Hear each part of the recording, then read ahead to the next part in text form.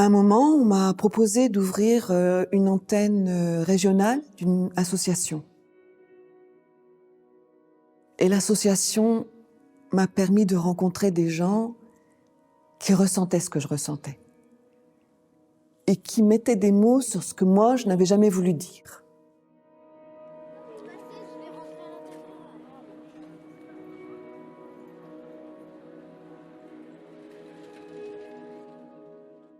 Et je me suis dit,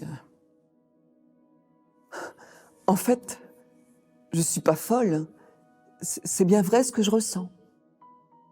Les premières fois où je suis arrivée, les gens me décrivaient comme un corbeau. Toujours habillé en noir, visage fermé, cheveux très courts. Je ne parlais pas beaucoup. Et puis petit à petit, j'ai animé des groupes de parole. Et là, j'ai vu que les gens avaient les mêmes angoisses avec les thérapeutes.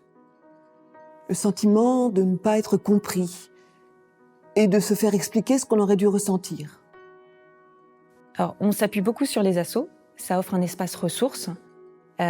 Selon les associations vers lesquelles on oriente, on peut avoir des activités de mieux-être, des activités sportives, des groupes pour femmes, ou tout simplement des lieux pour prendre un café, un thé, des espaces de répit. Et ce sont des lieux importants parce que dans la demande d'asile, tout est bloqué. Et ces lieux permettent donc d'offrir une certaine continuité, un peu de sens dans la rencontre avec l'autre et la possibilité de se demander à nouveau « qu'est-ce que je fais ?» Après, j'ai cherché à militer, moi, pour lutter contre le viol. Je suis toujours dans cette recherche-là, moi, de me dire où est ma place. Alors, j'ai cherché des groupes de parole. Je savais que j'avais besoin de parler. Et alors, dans mes groupes de parole, ça, c'était super, c'est super.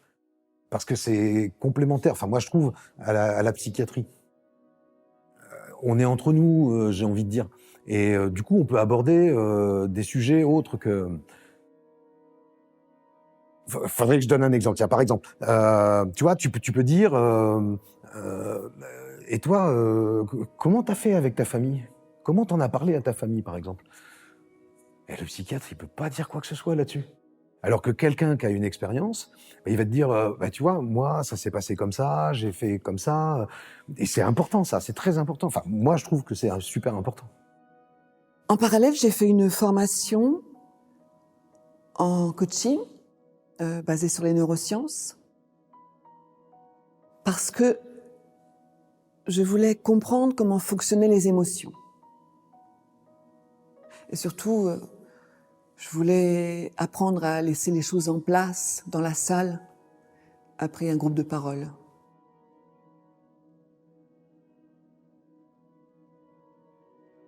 Et j'y suis arrivée.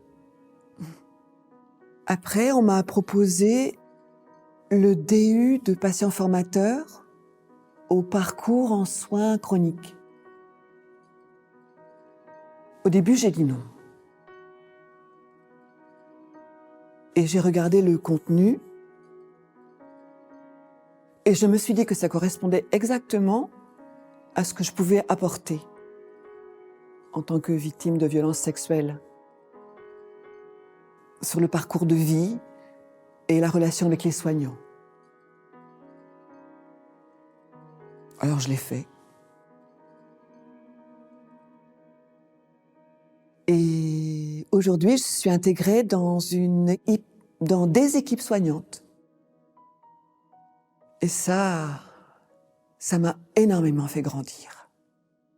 Ouais, du coup, j'ai créé un collectif où on fait un groupe de parole une fois par mois avec des thérapeutes bénévoles et d'autres personnes survivantes d'inceste comme moi. Et ouais, ça m'aide d'avoir le groupe de parole, ça va, mais c'est surtout d'avoir un groupe de pairs. C'est ça qui est aidant, quoi.